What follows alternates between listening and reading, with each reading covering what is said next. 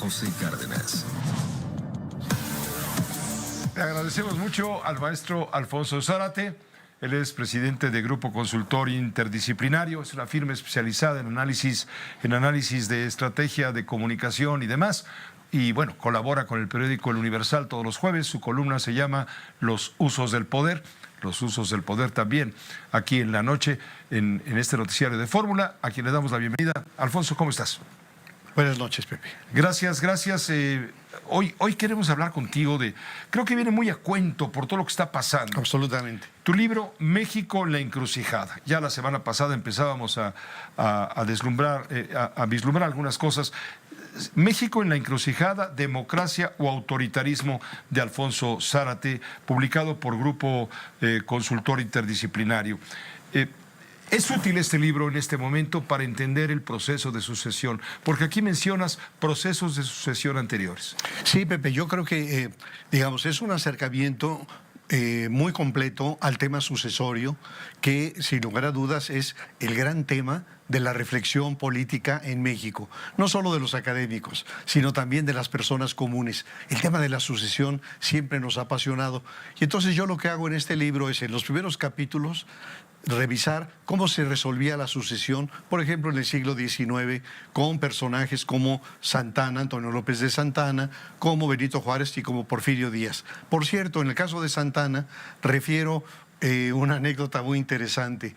En su último periodo de presidente expide un acuerdo en donde dice que el tratamiento al jefe del Ejecutivo deberá ser Su Alteza Serenísima. Pero dice otra cosa, que en caso de fallecimiento o de incapacidad, su sucesor será aquel cuyo nombre deja escrito en un sobre lacrado que deposita en el Ministerio de Relaciones Exteriores. Es decir, el primer tapado fue aquel de Antonio López de Santana. Ensobretado. Y nunca sabremos quién fue. Entonces, bueno... existe. Existió, o sea... Existió. Existió, pero nunca sabremos qué decía ese sobre y a quién había designado. Luego analizo la sucesión presidencial en clave priista, cómo el jefe del Ejecutivo priista definía a su sucesor. Esto, desde luego, una anomalía histórica, porque, por Dios, era regresarnos a los tiempos de los Césares de Roma. Y analizo cuáles eran los factores que definían eso. La continuidad del proyecto, su paso a la historia, la preservación de la gobernabilidad, etc. Y finalmente entro al tema de esta sucesión.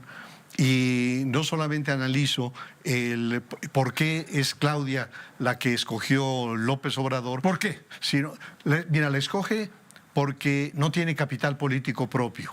Es decir, porque todo el capital de Claudia es el capital de López Obrador. La escoge porque es la más leal y es la que le va a garantizar la continuidad de su proyecto. Pero con los viejos modos perversos de los usos y costumbres del pasado. Pepe, absolutamente. Ese es el gran punto. Es un dedazo disfrazado. Absolutamente. Es decir, si tú revisas en el libro, nosotros estamos hablando de cómo hasta el presidente Salinas, el jefe del Ejecutivo priista, fue el gran elector.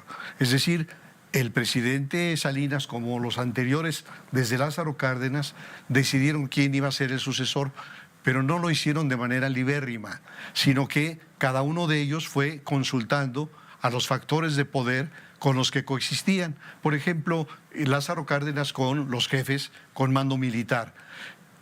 Posteriormente, las grandes agrupaciones sociales, campesinos, obreros, y a partir de los años 60, el Consejo Mexicano de Hombres de Negocios, que se convierte en un factor de poder, no de voto, pero sí de veto. Es decir, los grandes empresarios llegaban con el presidente y al final de cuentas le decían: señor presidente, nosotros vemos bien a los candidatos A, B y C.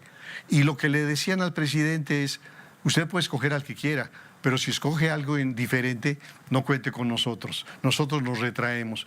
Bueno, yo no pensé que después de Salinas, que fue el último presidente gran elector, porque ya no lo fue Fox, porque ya no lo fue Calderón, porque ya no lo fue Peña Nieto, que aquello ya había quedado olvidado. No, con López Obrador regresamos al gran elector y todavía con más poderes que los poderes que tenían los priistas. Más poder que Salinas. Sí, porque Salinas todavía tenía factores de poder que lo equilibraban.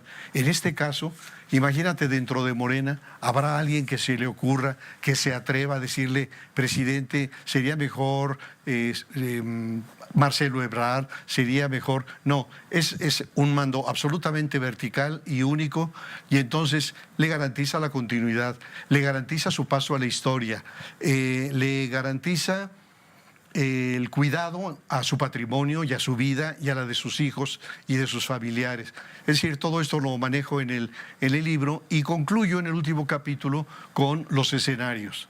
Y entonces ahí lo que señalo es que desde luego se abren dos escenarios principales. Un escenario del triunfo de Morena en la presidencia de la República, que me parece que es el más probable, y un segundo escenario de triunfo de Xóchitl Gálvez, que es improbable, pero no imposible. Y en el caso del primer escenario, del triunfo de Morena, abro dos desenlaces. Un desenlace que me parece el más probable, en donde gana la presidencia en un margen estrecho, pero no logra la mayoría absoluta en alguna de las dos cámaras del Congreso. Y desde luego un segundo desenlace muy preocupante, en donde Morena tuviera no solo la presidencia, sino mayoría absoluta en ambas cámaras.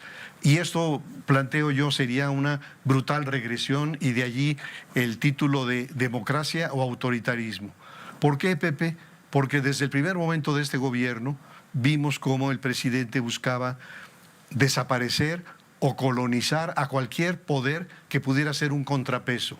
Quiso desaparecer al INAI, quiso desaparecer al Instituto Nacional Electoral, a los órganos autónomos, controlar al Poder Judicial. Es decir, todo este gobierno, y eso lo exploro en otro libro que publiqué hace 2 o 3 años, que se llamó El país de un solo hombre. Entonces, en El país de un solo hombre hago el análisis de cómo López Obrador fue pretendiendo controlar cualquier factor de poder que pudiera osar ser un contrapeso. Y cuando hablo del escenario de triunfo de la oposición, que de nuevo creo que no es improbable, es decir, es muy difícil, sería una hazaña, pero no hay que descartarlo. Y no lo podemos descartar por las siguientes razones. Primero, porque no le hemos puesto suficiente atención a lo que está ocurriendo en los estados. Y tú verás cómo en distintos estados de la República, y desde luego en la Ciudad de México, en Veracruz, en Guanajuato, en Morelos, la competencia está muy reñida y la moneda está en el aire. Entonces, no sabemos cómo se va a resolver allí y qué influencia tendrá sobre la presidencial. En segundo lugar, porque hay entidades con una conducción tan desastrosa, que pienso en el caso de Zacatecas. Morelos. Así es, en donde también la gente está muy enojada y pueden ejercer un voto de castigo. Un tercer factor, yo me pregunto, ¿y por qué esta urgencia del presidente de mandar sus 20 propuestas, 18 constitucionales, 2 legales? Si estuviera tan seguro del resultado, con toda tranquilidad se podrían esperar a la nueva legislatura, y sin embargo les surge, y eso quiere decir que para ellos hay alguna preocupación. Luego, el voto oculto, que sabemos que siempre existe, y especialmente el voto oculto oculta un voto anti-estatus, anti-gobierno, anti-partido oficial. ¿Por qué? Pues porque temen perder las pensiones, etcétera. Un factor más importantísimo, el voto útil. Eso ya demostró en las elecciones de 2000 que le dio triunfo a Vicente Fox. ¿Por qué? Porque llega un momento en el cual... Es lo que está siguiendo ahora Xóchitl Gálvez, está haciendo un llamado al voto útil. Exactamente. Y ahí se inserta el tema de Maynes, que fue una provocación. Sí, ¿por qué? Porque entonces, ¿cuál es el argumento de Xóchitl y de su grupo? Es decirle a los simpatizantes de Movimiento Ciudadano, que los hay sobre todo en 2 estados, en Nuevo León y en Jalisco, y decirles no desperdicien su voto. Si cuando se acerca la elección se dan cuenta de que Maynes permanece en un distante tercer lugar, no lo desperdicien, mándelo con nosotros. Entonces, bueno, ahí manejo este posible escenario con dos desenlaces, Pepe. El primero es un desenlace muy perturbador, que es una cosa que a ti te inquieta y a mí también. ¿Aceptará López Obrador un resultado adverso? Nunca lo ha aceptado. Se ha preparado de manera muy eficiente para repudiar un posible resultado adverso. Entonces, yo imagino que si la... Por eso ya están empezando a manejar la posibilidad del fraude cometido por el frente... Así es. ¿Del frente opositor? Que es algo como demencial. Pues él sabe de eso. Así es.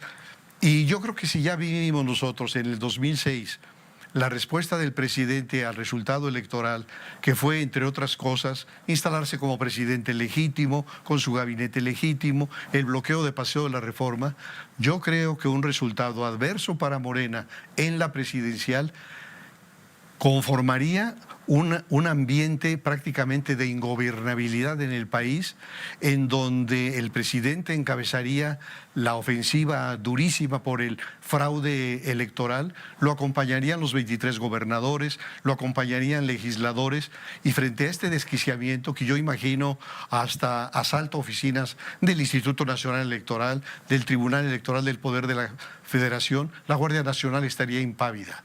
El Ejército y la Marina estarían impávidos. Y entonces se soltaría el tigre, y el único capaz de detener al tigre se llama Andrés Manuel López Obrador. Y ahí la gran pregunta sería si las Fuerzas Armadas cumplirían, honrarían su compromiso con la Constitución o dependerían de su comandante en jefe.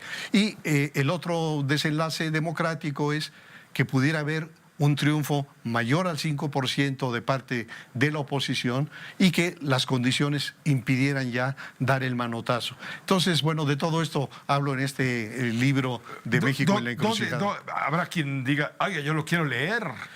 Lo tenemos desde luego en las oficinas de GCI, pero sigo pendiente del acuerdo con Amazon para que se pueda adquirir a través de Amazon. Pero por lo pronto en Grupo Consultor Interdisciplinario lo tenemos a la disposición. Tengo aquí un par de teléfonos. Sí.